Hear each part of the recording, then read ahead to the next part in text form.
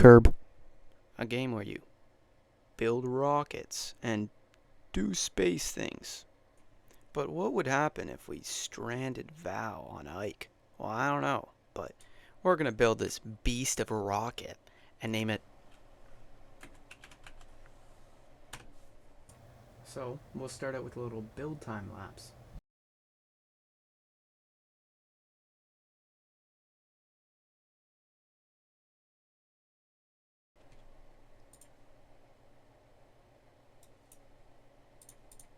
What the? For. Bro.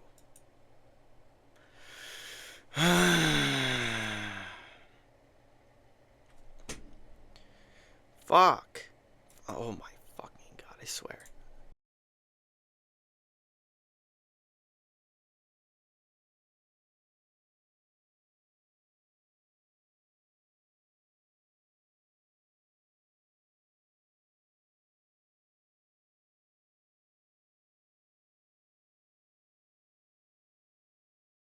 Now, we're gonna start with a solid launch. What? Did I just decouple that? What the fuck? Launch number 2.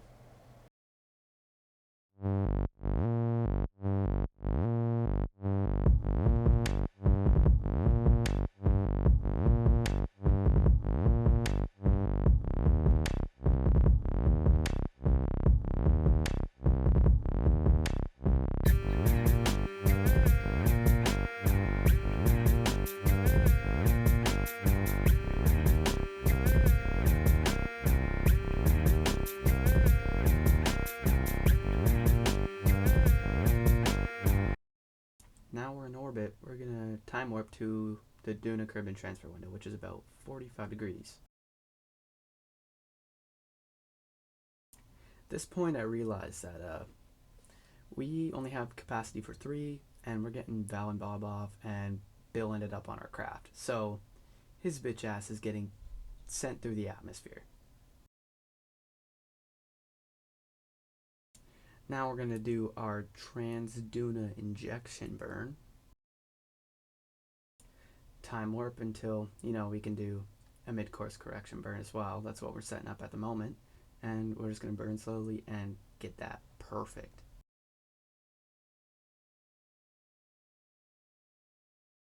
Mars. Now we're starting our retrograde capture burn.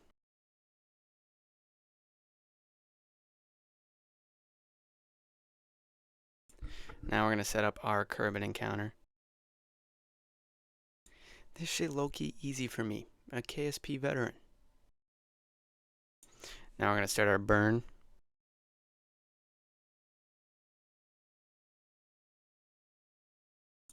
And time warp over to Ike.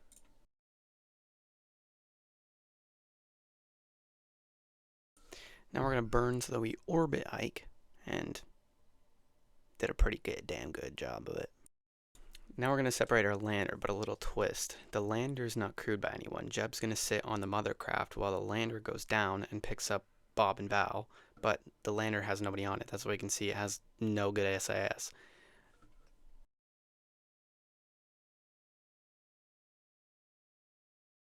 Now we're time warping, and we're going to try and land the lander on top of the site where Bob and Val are. And, KSP veteran myself, it's actually not that hard.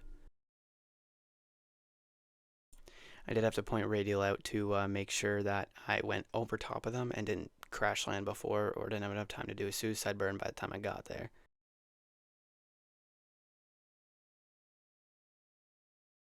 My dumbass overshot the hell out of this, so I had to chuck her in reverse and make sure I got back.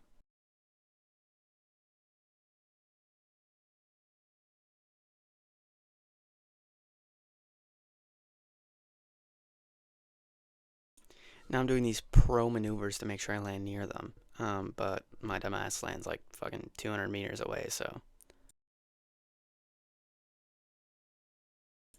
Now we do have to EVA them and fly them on jetpack back to our return lander.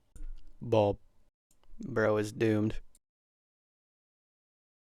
So now I'm flying Bob back to the frickin' return lander.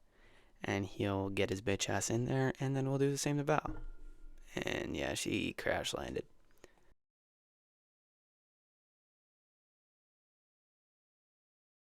Now that they're both in the vessel, we can get ready to take off. I'm going to set the target of the mothercraft while it's ahead of me so I can get a, somewhat good inclination.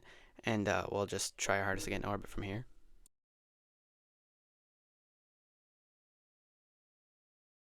Setting up an inclination change here. Now we're going to do that so that our ascending and descending nodes are 0 degrees. I set up this intercept right here, but I realized that I had no electricity because I hadn't opened my solar panels, which is pretty freaking stupid. So I did a little burn here, but I cut it out because it's stupid. I just time warped past it and set up a different one. But I did screw up our inclination a bit, so I just screw around with that.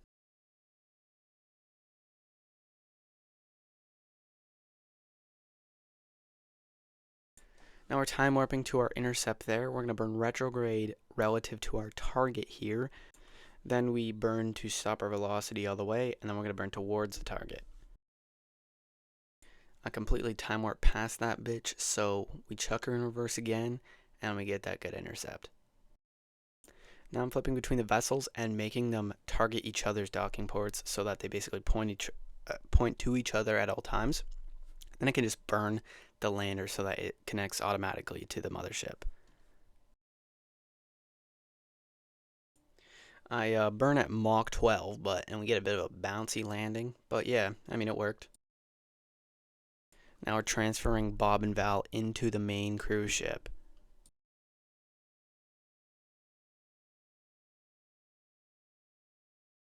Since this lander does have a probe core on it, we can just throw it retrograde and deorbit it just to get rid of all that space junk. We can crash it into Ike at like Mach 70. Now I can leave them in orbit for another year and time warp until there's a Duna Kerbin transfer window. Now we're setting up that maneuver node, and I dick around with it for a bit, so I'll spare you of that. For some reason, I keep having to screw with the prograde and the radial in and out, but eventually I get it. Now we're burning our Duna Kerbin injection burn.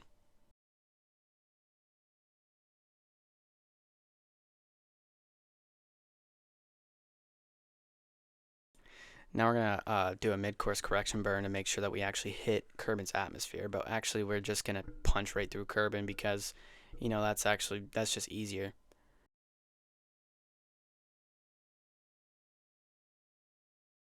Now I'm just time warping into our counter with Kerbin, and yeah, we're just going to time warp until we hit that atmosphere. Oh, fuck. Oh, oh no. Oh. Jeez. I saved it, but it was a fair close call.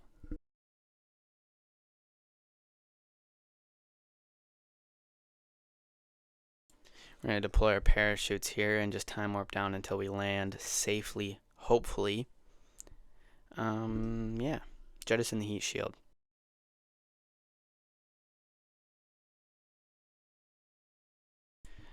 Better time warp 12 times physics warp does apparently smash your craft into the ground. And you can see here I reloaded and time warped into the atmosphere again. And we get a bit of a fireworks show here, but yeah. Did a bit of a fucking spin here, but we're good. Parachutes cut due to aerodynamic forces. That always pisses me right off. Third time's a charm, and we time warp into the atmosphere again. Not a good play, but we make it out.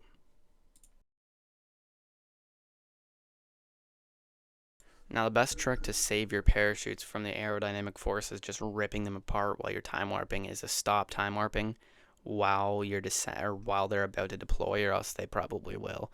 But if you time warp too hard. And here you see that we are landed at Kerbin with Bob and Val successfully rescued.